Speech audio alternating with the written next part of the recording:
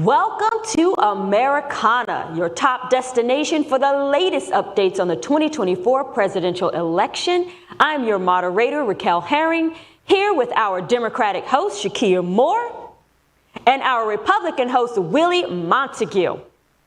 It's officially the eve of Election Day, and the race between Donald Trump and Kamala Harris is neck and neck. Let's dive into today's campaign highlights and catch up on everything happening on the trail.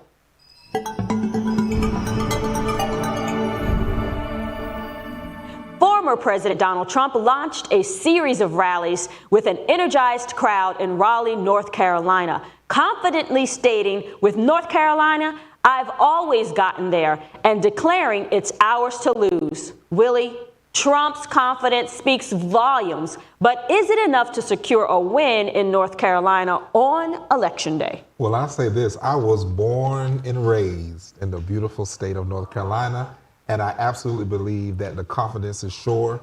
Surprisingly enough, I know there's a lot of controversy going on in North Carolina, but I do know outside of that controversy that North Carolina overall, I know people consider it swing, but when I got my Republican start from North Carolina, so I think they'll pull through for Donald Trump. Okay. Shakia? Obviously, I think the opposite. Yes. So as Willie just mentioned, there is a ton of controversy that's happening in North Carolina. We obviously know about Mark Robinson, who is the gubernatorial candidate for the state of North Carolina. Outside of his porn debut, in addition to that, let's not forget how Donald Trump caused a lot of disinformation regarding the hurricane that happened, that caused aid to pause because there was a mob of militia-like folks roaming the streets that threatened some of the FEMA workers. And so because of that, North Carolinians they couldn't get the aid that they needed during the hurricane. So, you know, I'm just looking forward to seeing this new wave of freedom that hits North Carolina, and we'll see how that turns out. Okay. Former President Bill Clinton rallied with Democratic voters in this historic town of Eatonville on Sunday to support Kamala Harris's path to the Oval Office. Take a look. We can win everywhere. I'm going to North Shortly when I leave you. Because I don't believe we should be divided by race or gender or anything else. I think what we have in common is more important. But you got to show up. So now Harris herself is making a final push across key states with a focus on Pennsylvania and its 19 critical electoral votes. She's set to visit working class areas like Allentown and cap off with a Philadelphia rally featuring Lady Gaga and Oprah Winfrey. Shakia, how do you feel about these high profile appearances? And do you think it's enough to give Harris the momentum she needs to secure a win? Well, we've seen throughout her campaign a number of high-profile individuals show up and show support, whether they were actors or actresses, celebrity, Hollywood singers, you know, all the above. My only thing is I hope those appearances also turn people to appear out to the voting polls tomorrow. And so we know that 70% of registered voters typically show up during the presidential election. Oh, 70%? Yep, 70% of registered voters. So even less than that show up during midterms. So hopefully the 70 plus, because I'm assuming it's going to be more than 70%, will show up tomorrow to the polls if they haven't already cast their ballots. Okay. Willie! It's so interesting. You know, showing up with people like Bill Clinton, let's not get into scandals with Bill Clinton. Don't you start. And then showing up with Lady Gaga. I mean, VP Harris shows up to church on Sunday with a devil worshiper on Monday. It's quite interesting. Oprah Winfrey, also know high priestesses of all things. So it's interesting that these high profile people, now get this, they've always spoken about President Trump. He's gone, he's all for the wealthy people. Everyone that's on the stage are millionaires and billionaires, and no one has yet to confront the fact that those people would benefit from the same things that President Trump would offer. But y'all go ahead and go off out there in the Democrat world, and you win your race in those areas with these high-profile We certainly will. I look forward tomorrow, and we may not even know who the The winner of the election will be tomorrow, but I do look forward to calling her Madam President of the United States. So despite what Willie just had to say about all of the hoopla that the Democratic Party are doing regarding Bill Clinton, and he is Uncle Bill to me, he was amazing. I actually covered that story. But just to see the sea of folks who actually showed up to that rally who are ready for a change, I think America is ready for a woman president. We'll see that tomorrow. Yeah, they've been pandered to. That's why Bill Clinton was in Eatonville. They've been pandered to. And the Democrats is the reason why Eatonville has failed all these years, but we won't get into that. We don't have to today. You can count on us to keep you up to date with the latest campaign trail updates. Now let's move on to political programs. Let's dive into election integrity. Okay? Election integrity refers to the assurance that an electoral process is conducted fairly, transparently, and accurately so that the results reflect the true will of the voters. Donald Trump is alleging that the 2024 presidential election is being stolen from him. He's pointed to isolated voting issues and has made unfounded claims about fraud in mail-in ballots, early voting, and non-citizen participation to cast doubt in the election's legitimacy if he loses. Willie, these are some strong allegations.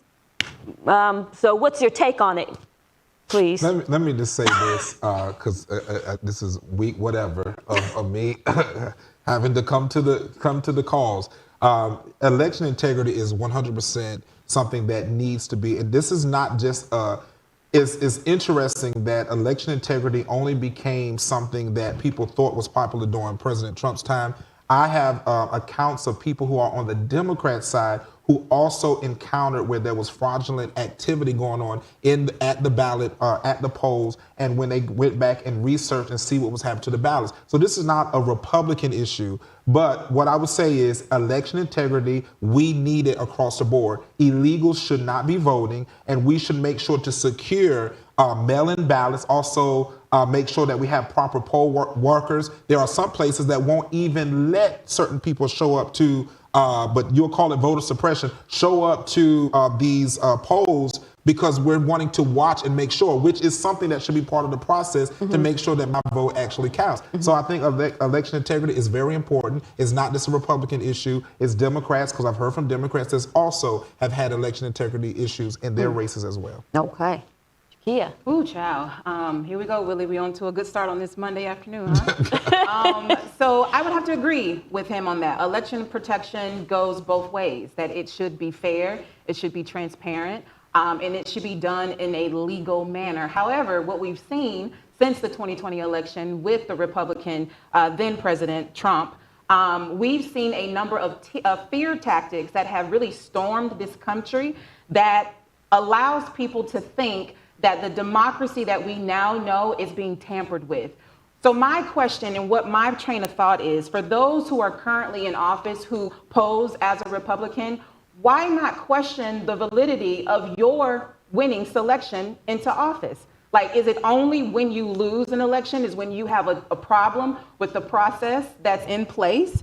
And so mail-in ballots, at one point, Donald Trump didn't want folks to use that as an option. Now he's flipped the script and said, yes, do your mail-in ballots. But what we've seen over these last few weeks during early voting is that folks have also put bombs and different fire tactics inside of the drop-in ballot boxes. So it's a lot of fear mongering going on, and it is voter suppression, whether you want to admit it or not. There are polling places that folks who are casting their ballot, they are either being taunted by people who are standing within a few hundred feet. Most people aren't even allowed to get bottles of water anymore if they're standing in line. So there's different fear tactics that have actually prevented people from voting, and mostly people of color have suffered at the hands of that. Well, let me just say this about this bottled water, voter suppression in the line, can't get that.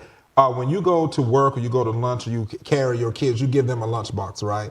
And so it's not saying that you cannot have these things in a line. Once you get in line, they're saying there is boundaries at voting locations. And if you know you're going to be in a line, particularly in races like this, why don't you bring those items that you need? If you know every year I'm going to be thirsty. Bring your bottle of water. Bring your snack. Why call it voter suppression? Because your lack of responsibility to bring something that you need to be able to do. That has nothing to do with the state. You need to be responsible for you standing in the line. No, it's not inconsiderate. So you tell me that a senior citizen who is willing to get up out of their home, either catch a ride or have one of their nursing aides take them to the voting polls, has to bring a lunchbox in order to cast their ballot? What else do you think is supposed to happen? Tell me how. So the voting people, the workers, are supposed to come out of the place and come hand water. No, it's nothing to do with elderly. It's about the common sense of the matter. And you don't have any. To what extent do you don't have any? All right, y'all. To what extent do you believe the voter ID laws enhance election integrity, and do they disproportionately affect certain demographics? I'll give that to Willie, since he thinks bottles of water is also a fear tactic. Willie? What was the question? Do you think voter ID... Yes. Okay. Oh, boy. Well, now I got to wrap and go to commercial. Look at y'all. See? Get out of here. Okay. Coming up next, find out what's been trending on social media, and we have the latest polls. So stay tuned. We'll be right back after this commercial break.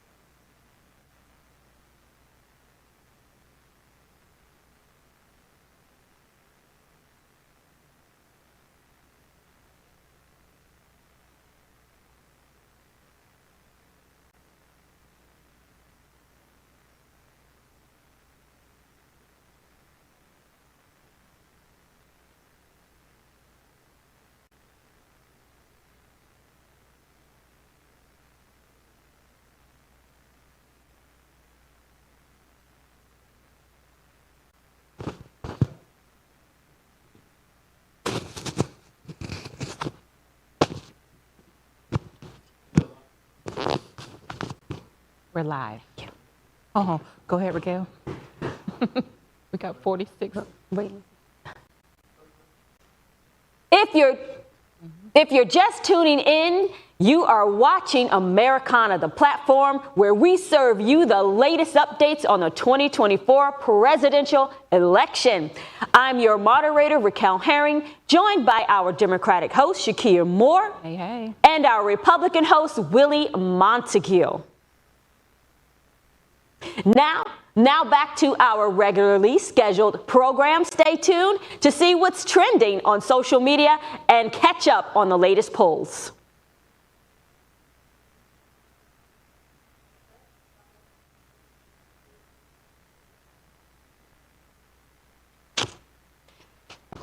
Welcome back to Americana. The 2024 presidential election has been trending across all social media platforms. Let's take a look at some of the most recent social media updates.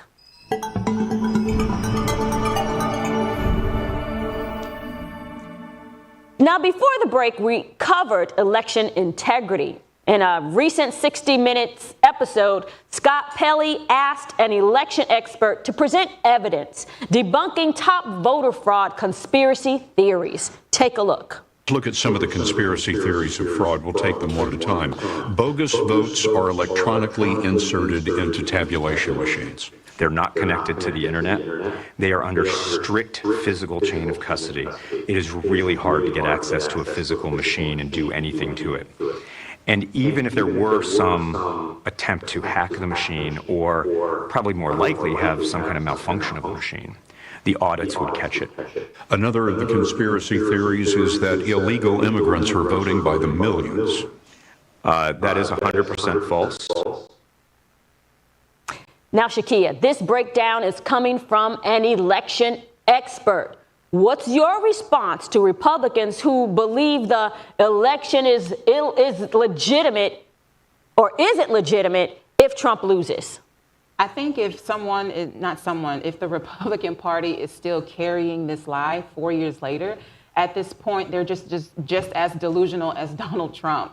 And I also just want to make a note to what the gentleman said on the video, the expert. He mentioned that illegals are actually voting. That is mis and disinformation. Illegals are not allowed to vote in this country until they've done their due diligence in becoming a citizen. However, they're able to pay taxes, which last year they paid over $96.7 billion in taxes, but yet they're not able to vote. So let's just be clear about what immigrants can and cannot do. And I think, if a Republican is still carrying on this lie after years, it's insane at this point. It's very interesting what he said about the electronic portion. Back in August in the state of Florida during the primary, there's a system called the VR system, and several county election boards are actually on that system, and those systems actually went down. And so whether the question is about someone being able to tap in or put a chip in, they are attached to computers.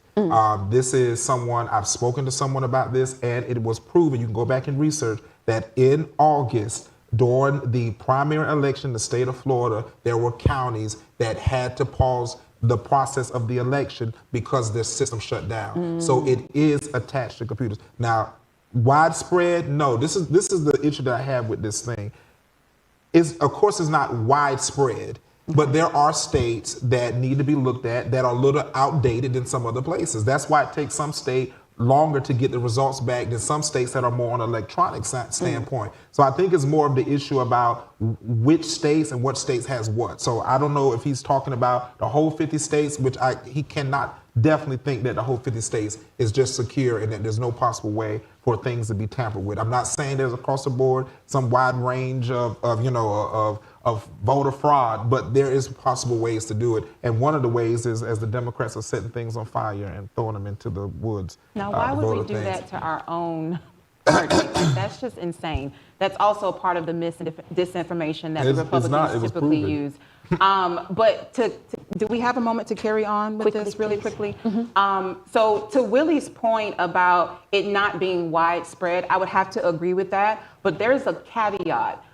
We see a lot of polling places that have issues with their technology or long lines in mostly rural or either Black and brown communities. And why is that? That's a fear tactic, not even a fear tactic. It's a part of voter suppression that we typically see in the South. And so for my colleague here to say that that's not a real thing, I really want us to just take the time to really ground ourselves in what voter suppression is and how it came to be. Well, I'd like to know if Donald Trump does win, will he say that it's not legitimate? Will he want to go through this again? Y'all coming another week. I want to help y'all. And I said this before, I do not work with the Trump campaign. I've said this over and over, but I will help the people who are listening for the first time. Okay. It has been mentioned several times from people who, because whether Trump wins or not, and he wants to fight back, it is Congress that has to solidify the actual votes, right? That solidify who wins. The electoral and solidify who wins, okay. The Republican side has already said that whoever wins, they will receive it, and that not one Republican said that they will not certify the votes, the election. And so to continue with this is where disinformation comes in, because we want to create articles of Trump. We can't help what Trump says, but as far as the Republicans that are in Congress that has to certify the election, they have already stated whoever wins, we are just going to certify, and that is a fact. And that's where I conclude on that. Okay. We're going to see. Okay. Now let's circle back to former President Bill Clinton, who surprised many by stating that the U.S.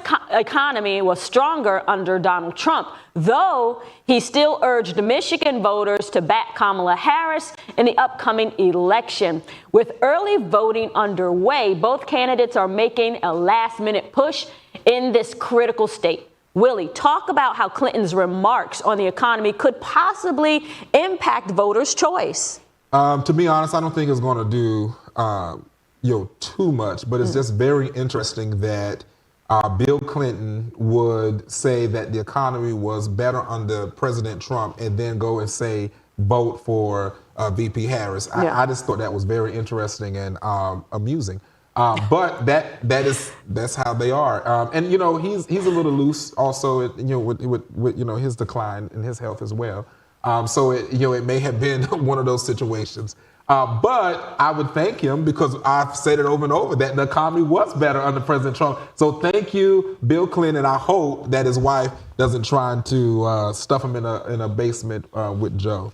Oh, okay. You always have to bring in a woman. I tell y'all Republicans are so insecure and intimidated by women. Oh, I'm it's fine. Crazy. I'm secure. But to add a little nugget of fact to what he just mentioned, yes, Bill Clinton did mention that the economy was a little stronger under Donald Trump. However, that is because the first 2 years of his succession, it was from President Barack Obama. So when he succeeded and inherited a strong economy, it tanked because of his lack of leadership with the COVID crisis. So let's just be clear. Yes, he did receive a strong economy. It was strong up to a certain point, and then it strongly declined. Yeah. You can trust that we will fill you in on the latest news and social media updates. And on that note, let's check in on the latest polls.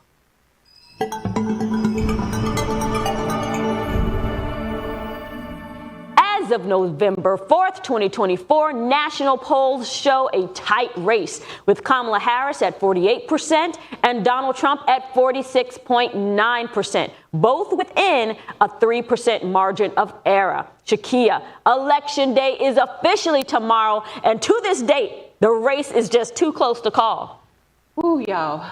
It can't come quick enough. Don't you know? I think the entire nation is over receiving text messages, phone calls, all the unsolicited things. But it's important. Tomorrow's election will be historic on either end. We could have Kamala Harris, who would then be Madam President of the United States, and he would be former governor of what's his name? Tim Walz. Tim Walz. I just had a little brain fart there. Felt like Biden for a second.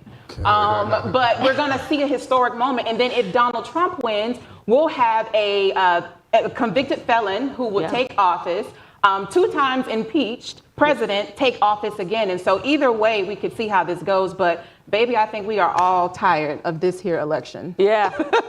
I have to agree with that. I think I know I'm definitely tired of the election. But I think that, and I know you're not gonna like this part, but I think that is the story of hope for those that understand overcoming something. You had, Noah that built the ark. You had Moses that crossed the Red Sea, and it was all, you overcome things. You have those that were in prison and those that was falsely claimed of things, but they rose to greatness. And President Trump is one who is rising out of the ashes. Is that from his Bible? Which chapter from his Bible is that? That's good. I'll give you that. You had to laugh, right? I'll give you that one. So I just lost my whole computer. I'll give you that. Just go out and vote, please. Just go out and vote. Did you give the number? It was like 70% of people already voted, or was it? Yeah. So there's still undecided voters. So please just go vote. There's nothing else you can do after tomorrow. So, don't sit home. This is your opportunity to do something that is of your civic duties. And, no matter who you vote for, as I said last week, just research and make sure they're the right person for what you believe. Right. Former President Donald Trump and Vice President Kamala Harris are locked in a tight race just one day before the general election, with a recent tip tracking poll showing each candidate at 48% support. Notably, 66% of voters remain undecided, indicating they could change their minds in the final hours. Willie, these undecided voters are literally holding the outcome of this election in their hands. Yeah, as I just said, that, yes. I think that you have to go out and you have to vote. And a lot of people now, everybody's not going to vote. There is a lot of voter apathy, but I can tell you that what I've seen across the board, that there are way more people that went out early voted this year than we have seen in times past. So I think that people are hungry for something different. So go vote. Yes. The race between Donald Trump and Kamala Harris has certainly kept us on our toes as Election Day approaches tomorrow. Thank you for tuning into Americana. Join us right here weekdays at 7:30 p.m. Thanks for watching.